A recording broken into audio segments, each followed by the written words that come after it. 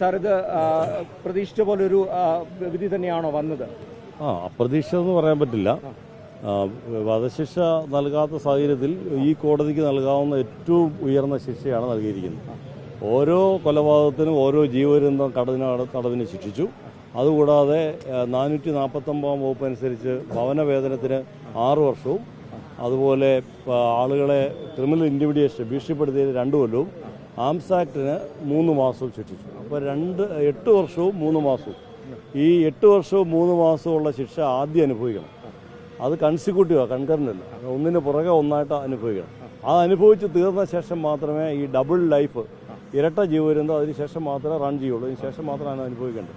അതുപോലെ 20 ലക്ഷം രൂപ ഫൈനായിട്ട് വിധിച്ചിട്ടുണ്ട്. ഈ ഫൈൻ 20 ലക്ഷം രൂപയും രഞ്ജുവിനും രഞ്ജുവിൻ്റെ മൈനറുകളായ 4 മക്കൾക്കും നൽകണമെന്നാണ് കോടതി പറഞ്ഞിരിക്കുന്നത്. ഈ സാക്ഷികൾ, നിർണായക സാക്ഷികൾ അടക്കം കൂറുമാറിയ ഒരു കേസും കൂടിയാണ്. അത് തെളിയിക്കാൻ സാധിച്ചത് പോലീസിന്റെയൊക്കെ ഒരു മികച്ചൊരു അന്വേഷണത്തിന്റെ ഭാഗമായി. അതെ.